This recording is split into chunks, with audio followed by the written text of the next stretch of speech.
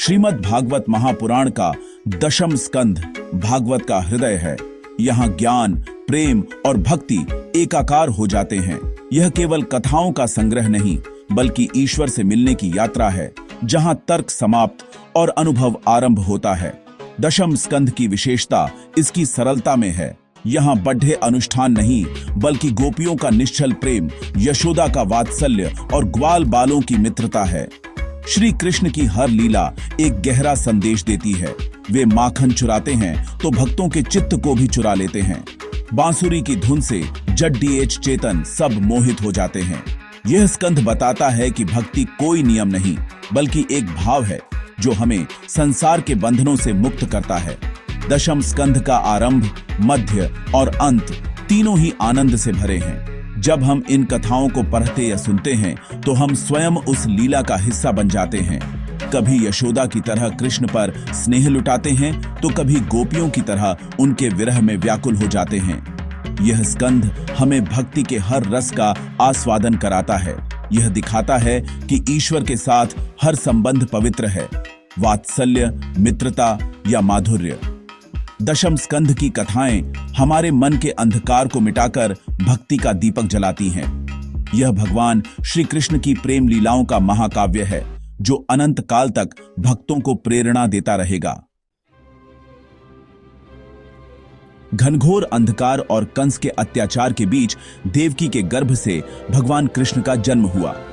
उनका प्राकट्य कारागार की कालकोठरी में हुआ।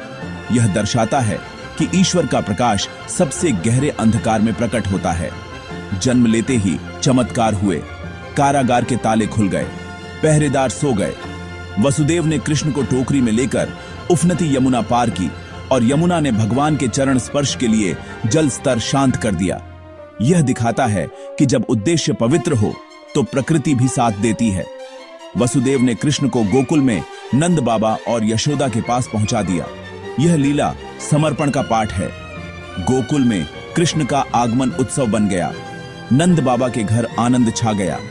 ईश्वर ऐश्वर्य से अधिक प्रेम के भूखे हैं।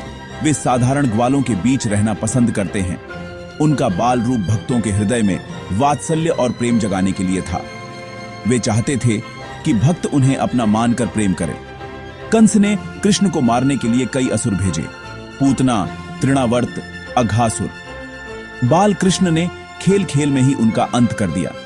ये लीलाएं बताती हैं कि हमारे भीतर के विकारों का नाश भी ईश्वर के हाथों में समर्पण से संभव है। कृष्ण का प्राकट्य विश्वास दिलाता है, धर्म और सत्य की विजय निश्चित है। श्री कृष्ण की बाल लीलाएं भक्तों के हृदय को वात्सल्य रस से भर देती हैं। उनका माखन चुराना भक्तों के चित्त को चुराने की लीला थी। गोपियां मटकियां ऊंचाई पर रखती, फिर भी कृष्ण अपने मित्रों संग माखन पा ही लेते।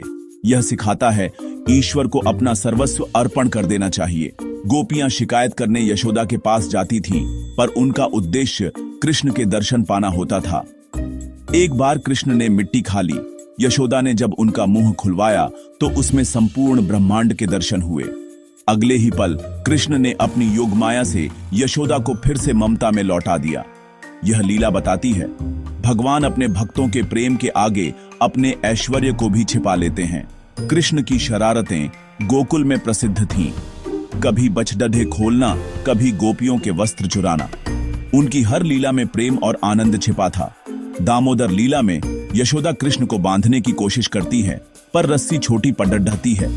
अंत में कृष्ण स्वयं बंध जाते हैं। यह दिखाता है कि ईश्वर को केवल प्रेम से ही पाया जा सकता है। भागवत में गोपियों का प्रेम भक्ति के सर्वोच्च शिखर का प्रतीक है। उनका प्रेम निस्वार्थ, निष्काम और अनन्य था। कृष्ण ही उनके जीवन का केंद्र थे। वे घर का काम करती, पर मन कृष्ण में लगा रहता। दही बिलोती तो कृष्ण के गीत गाती। उनका जीवन कृष्णमय हो चुका था। गोपियों का प्रेम साधारण नहीं, महाभाव की स्थिति थी। कृष्ण की बांसुरी सुनकर वे सब कुछ भूल जाती। जब परमात्मा का बुलावा आता है तो संसार के सारे रिश्ते गौण हो जाते हैं। सच्ची भक्ति में सर्वस्व का त्याग सहज प्रेम से होता है। कृष्ण के विरह में गोपियां तड्डेच पति थीं, पर उनका प्रेम कभी कम नहीं हुआ। वियोग में उनका ध्यान निरंतर भगवान में लगा रहता था। गोपियों ने सिद्ध किया, ईश्वर को पाने के लिए ज्ञानी या तपस्वी होना आवश्यक नहीं, बस प्रेमपूर्ण हृदय चाहिए। उनका प्रेम इतना शुद्ध था कि स्वयं भगवान भी उनके आड़नी हो गए। प्रेम ही सर्वोच्च भक्ति है जो जीवात्मा को परमात्मा से एकाकार कर देता है।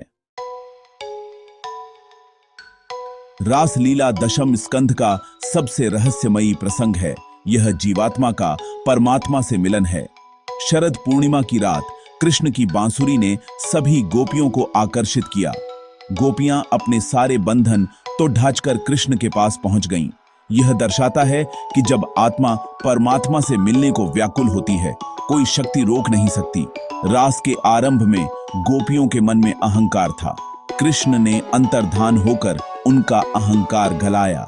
विरह में भटकती गोपियों ने अनुभव किया, वे कृष्ण के बिना कुछ भी नहीं है। जब मैं का भाव मिटता है, तब तुम यानी कृष्ण ही शेष रहते हैं।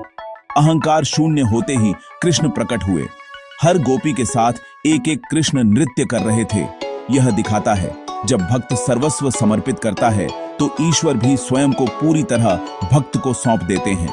रासलीला सिखाती है, भक्ति का अंतिम लक्ष्य है ईश्वर के साथ प्रेम के नृत्य में खो जाना, जहां भक्त और भगवान के बीच कोई भेद नहीं रहता।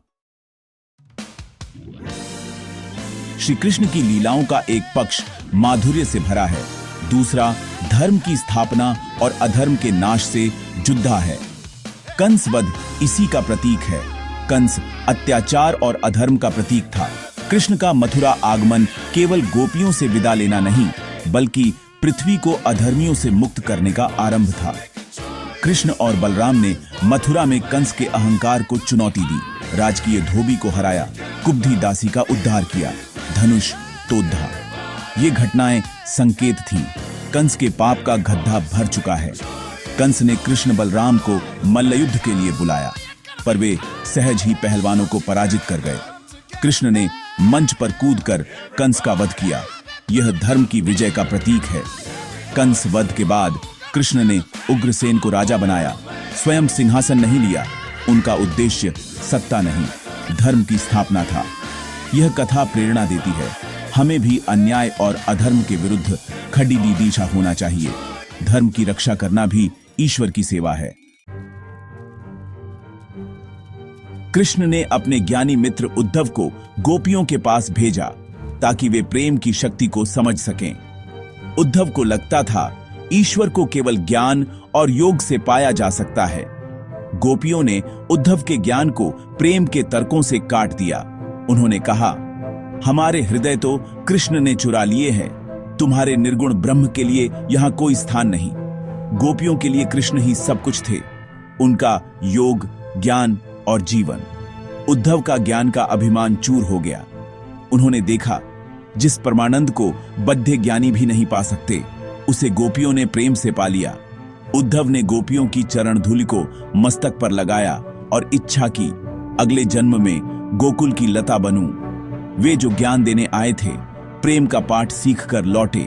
यह कथा सिखाती है, शुष्क ज्ञान हमें ईश्वर से दूर कर सकता है, जबकि प्रेमपूर्ण भक्ति हमें उनके सबसे निकट ले जाती है। दशम स्कंध भक्ति के गहरे रहस्य को समझाता है। विभक्त न होना यानी ईश्वर से अलग न होना, यह अवस्था शून्यता के सिद्धांत में छिपी है। शून्यता का अर्थ है अपने अहंकार को पूरी तरह मिटा देना। जब तक मैं का भाव है, ईश्वर का प्रेम प्रवेश नहीं कर सकता।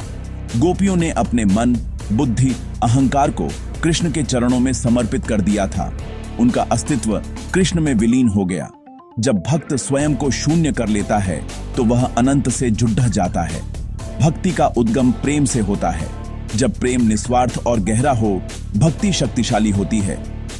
दशम स्कंध बताता है, ईश्वर के साथ कोई भी संबंध पवित्र है यदि उसमें निश्चलता और समर्पण हो। भक्ति का रहस्य किसी विधि में नहीं, बल्कि भाव की शुद्धता में है। दशम स्कंध केवल अतीत की कथाओं का संग्रह नहीं, बल्कि हमारे जीवन के लिए मार्गदर्शक है। हम साधारण जीवन में भी भक्ति के शिखर तक पहुंच सकते हैं। इसके लिए घर परिवार छुड़ाने की आवश्यकता नहीं, बस हृदय के द्वार खोलने हैं और ईश्वर के प्रेम को जीवन में प्रवेश देना है। हर रिश्ते, हर कार्य में ईश्वर को देखने का अभ्यास करें। बच्चों में बाल कृष्ण, मित्रों में सखा कृष्ण। जीवन का परम लक्ष्य है ईश्वर से प्रेम करना। यह प्रेम ही हमें सभी दुखों और बंधनों से मुक्त करता है। जब हम समर्पण के भाव से जीवन जीते हैं तो हर सांस, हर कर्म ईश्वर की आराधना बन जाता है। दशम स्कंध की कथाएं आंतरिक शांति की ओर प्रेरित करती हैं। सच्ची खुशी भौतिक वस्तुओं में नहीं, ईश्वर से संबंध जोड़ ढहने में है। अंततः दशम स्कंध हमें सिखाता है ईश्वर हमारे हृदय में है। उन्हें पुकारें, प्रेम से जीवन को भरें और परमानंद की प्राप्ति करें।